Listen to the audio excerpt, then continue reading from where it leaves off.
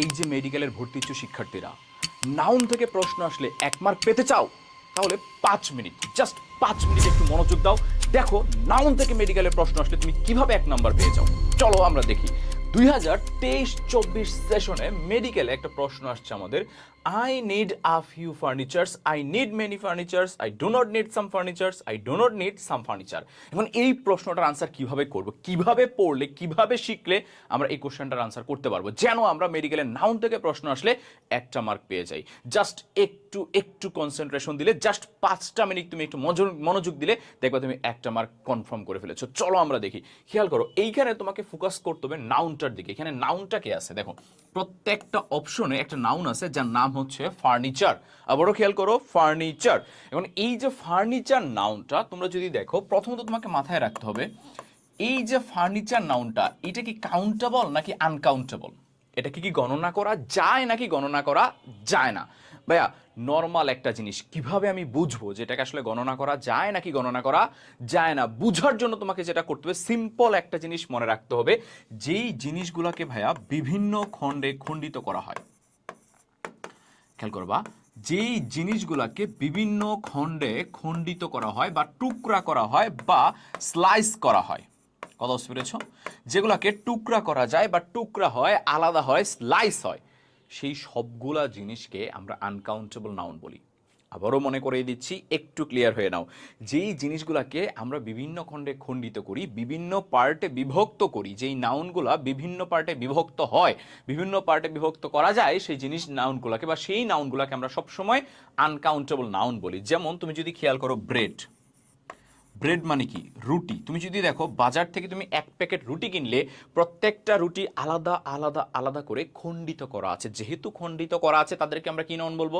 Uncountable noun বলবো। তেমনই একটা নাউন হচ্ছে আমাদের ফার্নিচার। বাসায় যদি ফার্নিচার থাকে, একটু লক্ষ্য করে দেখো তো ভাইয়া, ফার্নিচার কি কখনো একটা পার্ট হয়? না, ফার্নিচার অনেকগুলা পার্ট হয়। আর অনেকগুলা পার্ট যখন একসাথে থাকে, আবারও বলতেছি, অনেকগুলা পার্ট যখন একসাথে থাকে তাকে আমরা আনকাউন্টেবল নাউন বলি। আমরা দেখো ফার্নিচার যে জিনিসগুলো আছে, ফার্নিচারগুলো কি বিভিন্ন পার্টে বিভক্ত হয় না? আলমারি, সোফা, সব কিছু মিলিয়ে তাকে আমরা কি বলি? ফার্নিচার। তার মানে কি বিভিন্ন পার্টে বিভক্ত। আর যেই জিনিস বিভিন্ন পার্টে বিভক্ত তাকে আমরা কি নাউন বলবো ভাইয়া? Uncountable noun. খেয়াল করবো, তাকে আমরা কি নাউন বলবো ভাইয়া? তাকে আমরা বলবো আনকাউন্টেবল নাউন। এখন মনে রাখবা, আনকাউন্টেবল নাউনের সাথে 3টা জিনিস কখনো বসানো যায় না। একটাকে আমরা বলি আর্টিকেল, একটাকে আমরা বলি সংখ্যা, আরেকটাকে আমরা বলি অ্যাজ বা ইয়েস। এই 3টা জিনিস কখনো আনকাউন্টেবলের সাথে বসানো যায় না। কেন যায় না ভাইয়া? তার কারণ হচ্ছে আনকাউন্টেবল তো গণনা করা যায় না। এখন তুমি একটা আনকাউন্টেবলের সাথে যদি আর্টিকেল এ বসাও, এ মানে কয়টি? এ মানে একটি। এখন যেটাকে গণনা করা যায় না, সেটা কি একটি হইতে পারে? পারে না। তুমি যদি তার সাথে সংখ্যা বসাও, টু বসাও, টু মানেও তো দুইটি।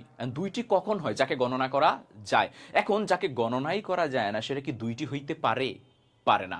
3 নম্বরে দেখো অ্যাজ বা ইয়েস। ভাইয়া যাকে গণনা করা যায় না, তুমি তার সাথে অ্যাজ বা ইয়েস বসাইলে সে তো প্লুরাল হয়ে যাবে। যেমন বুক থেকে কি হয়ে যায়? বুকস। এখন যেটা প্লুরাল হয় সেটাকে অবশ্যই গণনা করা যায়, কারণ সেটা একের বেশি। কিন্তু যেটা আনকাউন্টেবল, সেটা থেকে গণনাই করা যায় না, সেইটার সাথে আমরা এই 3টা জিনিস কিভাবে বসাবো? কোনোভাবেই বসাইতে পারবো না। তার মানে যেহেতু ফার্নিচার একটা আনকাউন্টেবল নাউন, খেয়াল করো, তার সাথে এস এস এস বসে না। তার মানে এই যে 3টা অপশন, 3টাই ভুল। আমাদের এখানে সঠিক আনসার কোনটা? সঠিক আনসার হচ্ছে ডি নাম্বারটা, I do not need some furniture. কেন? কারণ ফার্নিচার আনকাউন্টেবল নাউন, আর আনকাউন্টেবল নাউনের সাথে কখনোই এস বা ইয়েস বসতে পারে না। তার সাথে আর্টিকেলও বসতে পারে না, সংখ্যাও বসতে পারে না। দেখো একদম কমপ্লিট। সেম এই প্যাটার্নে যদি প্রশ্ন আসে, আমরা দেখবা ফিউচারে নাউন থেকে 1 মার্ক পেয়ে গেছি। এবং তুমি যদি এই রকম প্রত্যেকটা টপিক ওয়াইজ ভালো একটা মার্ক মেডিকেলে ক্যারি করতে চাও, ইংলিশে এবং জিকে, ভুলো না আমাদের কিন্তু এজি বায়োমেশন থেকে বা এসিএস বায়োমেশন থেকে আমাদের কিন্তু প্রি মেডিকেলের ইংলিশ এবং জিকের উপরে একটা কোর্স চলছে। অলরেডি 320-এর মতো জন ভর্তি হয়ে গেছে। তো তুমি যদি মিস করতে না চাও, সেই সুযোগটা যদি মিস করতে না চাও, নিজেকে এগিয়ে রাখতে চাও, তাহলে জয়েন করে ফেলো আমাদের প্রি মেডিকেল জিকে ইংলিশ কোর্সে। দেখা হবে পরবর্তী ভিডিওতে।